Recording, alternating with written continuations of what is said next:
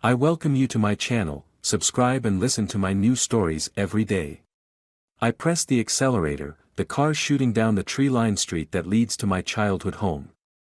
It's been a year since Mom passed away, and Dad has been a shadow of his former self.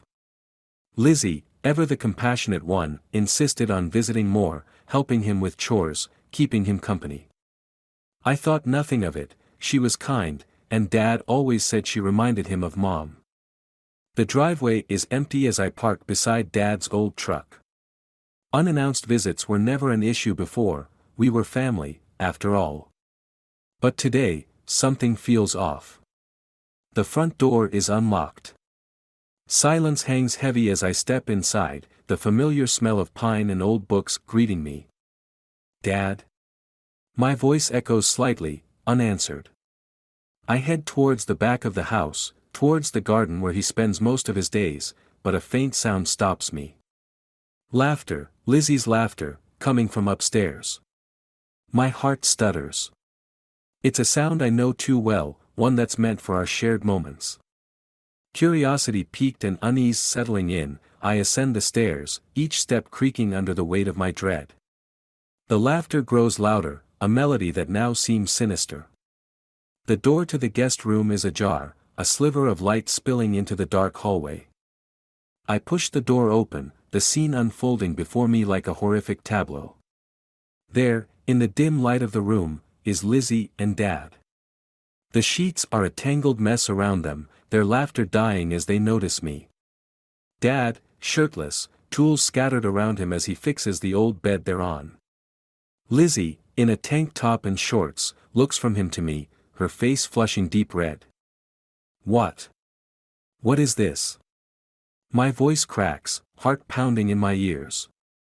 It's not what it looks like, I swear. Lizzie jumps off the bed, her hands reaching out to me, pleading. We were just fixing the bed, son. It broke last night, Dad explains, his voice calm, but his eyes avoiding mine. But the air, the laughter, the intimacy, it all adds up to something more, something unsaid. The trust shatters, suspicion taking its root. I back away, Lizzie's explanations turning into white noise. Betrayal, a bitter taste on my tongue, propels me out the door, away from the house that no longer feels like home. As the door slams behind me, the seeds of revenge begin to sprout. Lizzie's deception, whether real or imagined, has broken something inside me. I will unravel her lies, expose the facade. She will regret the day she chose betrayal over loyalty. And Dad? He will lose the son he chose to deceive. The drive back is a blur, my thoughts a storm of anger and plotting. This is just the beginning. The betrayal is deep, the wound fresh. They think it's over, but it's far from done. The city lights blur past as I drive, my mind churning with the images I cannot unsee. Lizzie's laugh, once sweet music, now rings hollow, echoing betrayal. I can't go home, not yet. I need proof, undeniable evidence that my suspicions are not born of madness but of reality. I pull into the dimly lit parking lot of a rundown motel on the outskirts of town. This is where it starts, the unraveling of Lizzie's deceit. I've seen the signs, the late-night calls, the sudden trips to the store that took hours. My hands shake as I dial the number of a private investigator I'd looked up earlier. A gruff voice answers, weary but professional. Bill here. How can I help?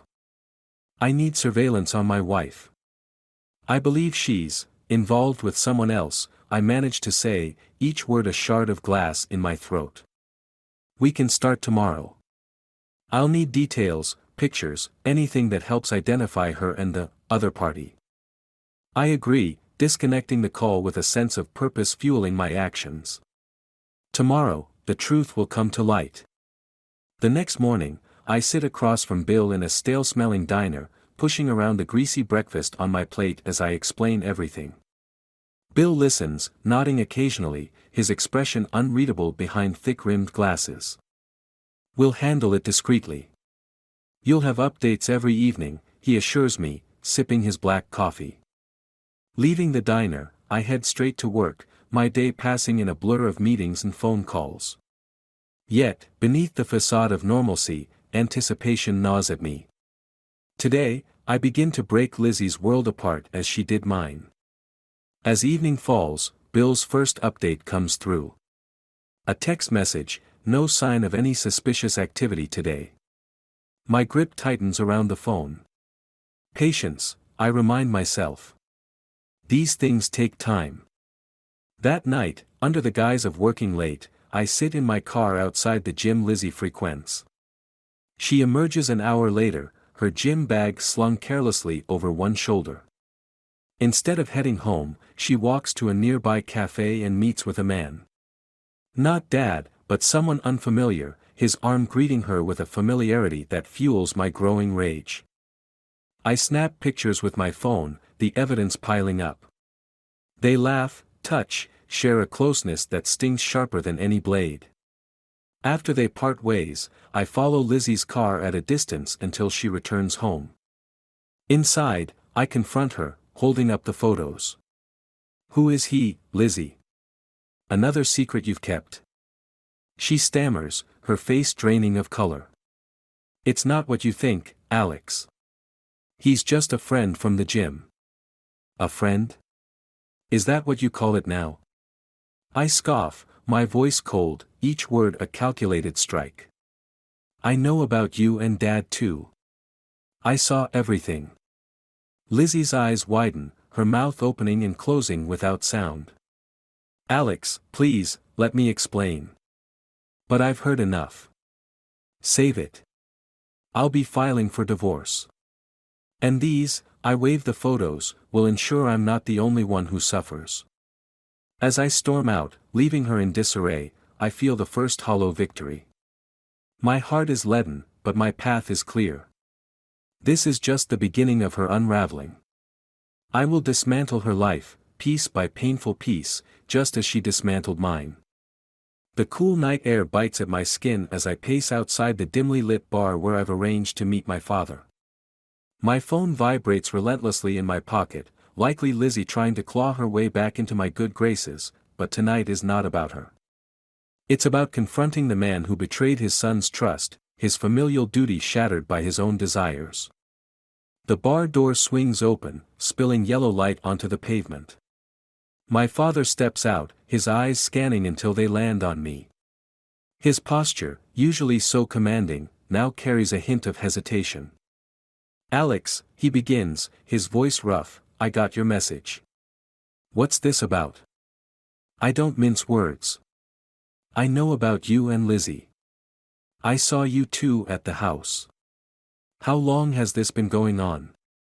The accusation hangs heavy between us.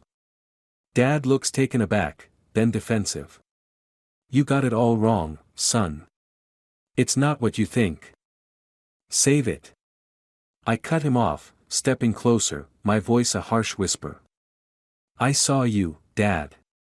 How could you? Mom hasn't been gone a year and you. It was never meant to hurt you, he interrupts, his expression one of sorrow mixed with desperation. It started as comfort, it got out of hand. I'm sorry, truly.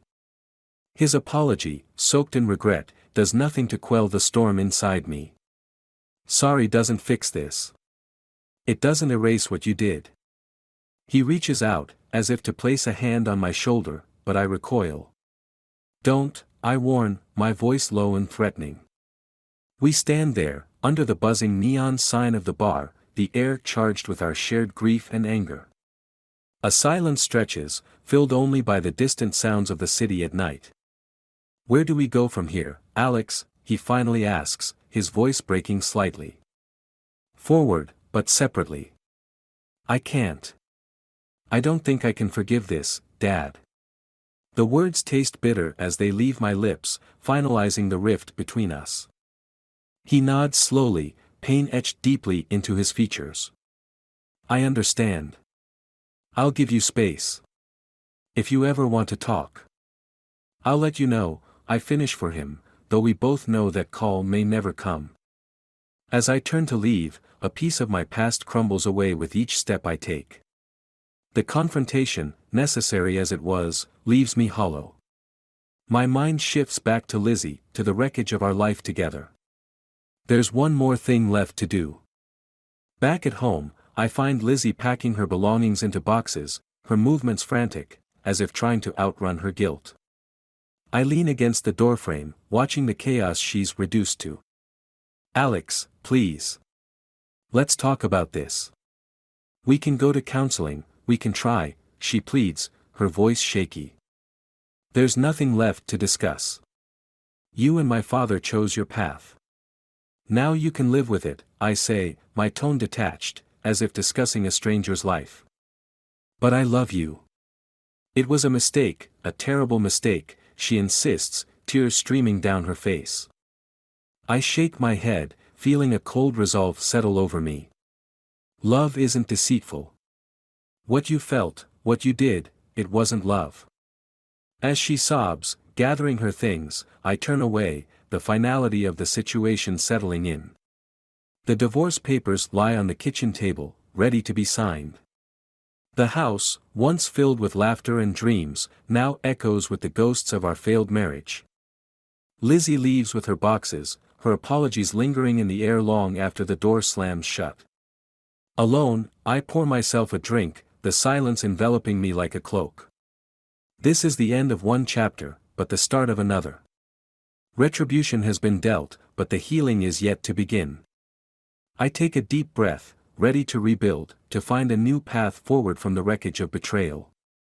The rain pelts the city with a relentless fury, mirroring the storm that rages within me. I sit in my car, parked a block away from the upscale restaurant where I know Lizzie and my father plan to meet tonight.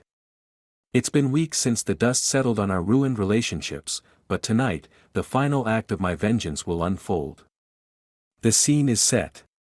My contacts in the city's underbelly have arranged for tonight's revelation. As I watch the entrance of the restaurant, I see them arrive together, attempting to blend into the normalcy of a life they no longer deserve.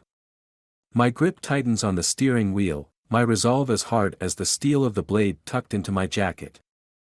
I wait for the signal, the flicker of a light in the restaurant's second-floor window.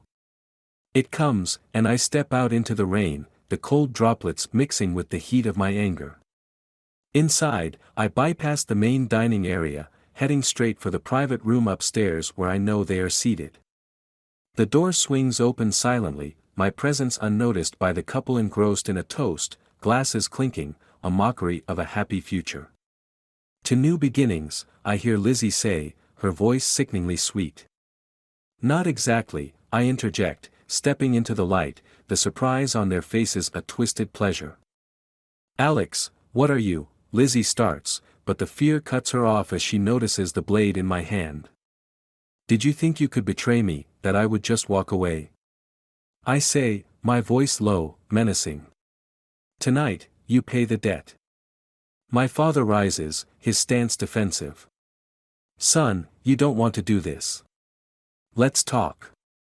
No more talking, I cut him off, advancing.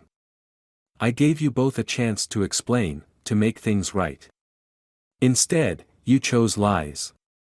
With a swift movement, I fling the blade. It sails past them, embedding into the wall, a warning shot. Their relief is palpable but premature. I pull out my phone, pressing a single button. The room's lights dim, and the projector whirs to life. The wall behind me lights up with images, photos, texts, all indisputable evidence of their deceit, gathered over weeks. This is your legacy, I declare, the images cycling, every lie, every secret meeting. Lizzie sobs, her composure breaking. Alex, please, I was going to tell you. We were going to tell you together. Too late for confessions, I say coldly. The projector flicks to a live feed, video of this very meeting, streamed to every contact they know, family, friends, their social circles. Their reputations, their social lives, their world, it all crumbles tonight. You've lost everything. Just as I did, I say. Turning, I leave them to their public disgrace, the sounds of Lizzie's pleading drowned out by the clatter of patrons reacting to the broadcast. Outside, the rain has stopped. I walk away, the cool night air a balm to the heat of my vengeance. It's over.